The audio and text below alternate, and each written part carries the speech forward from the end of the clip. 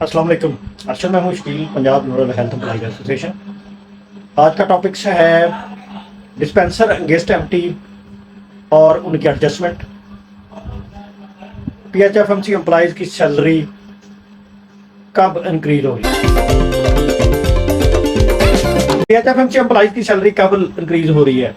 हमें जो बताया गया था सीओ पीएचएफएमसी की तरफ से, वो इसी माह का बताया गया था कि इसी माह की सैलरी के साथ आप लोगों की जो सैलरी इंक्रीज होगी और जुलाई से जो एरियर है वो भी आपको मिलेगा।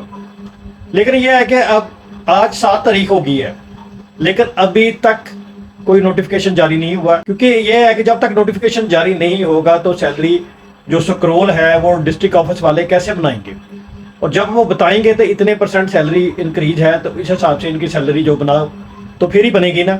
लेकिन ये है कि अभी तक, क्योंकि ये सैलरी स्क्रोल जो है वो 23 तक मोस्टली चला जाता है।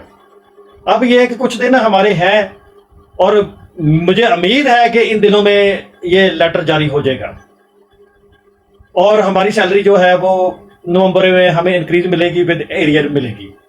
अब आते हैं dispenser against empty. Dispenser against empty के मतलब, क्योंकि वहां पर डिस्कशन जब हुई थी तो वो ये हुई थी कि अब ये है कि वो इतनी दूर बेचारे डिस्पेंसर अगेंस्ट एमटी जो है वो इतनी दूर जाके अटेंडेंस लगाते हैं डिस्ट्रिक्ट ऑफिस में, उनको नियरेस्ट यानी कि नज़दीकी कर दिया जाए। तो उसमें यह है कि काफ़ी सारे जो चीज़ें देने को आई थी, तो फिर यही डिसाइड हुआ था कि जो आरएससी है नज़दीकी, वहाँ पर इनकी अटेंडेंस कर देते हैं।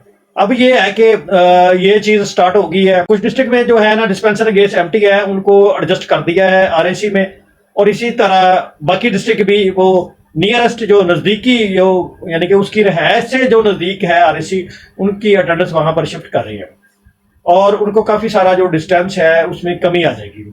और वो बेचारे तो पहले अपनी तमाम की तमाम सैलरी यहाँ पर ही बेचारे लगा लेते थे, तो उनको बचता क्या था, पेट्रोल भी इतना महंगा था। तो चलो कुछ ना कुछ उनको रिलीफ मिला, लेकिन यह है कि उनको जब तक वो उनकी प्लेस ऑफ पोस्टिंग पर नहीं भेजते उस वक्त तक उनको वो मुकम्मल रिलीफ नहीं मिल। कुछ डिस्ट्रिक्ट जो है वो कोर्ट में भी गए हुए, तो भाई कबीना जो है वो भी कोशिश कर रही है कि किसी ना किसी तरीके से इनका जो है साल का कंट्रैक्ट इनको दिलवाया जाए और तमाम के तमाम लोग जो हैं वो एडजस्ट हो जाएं।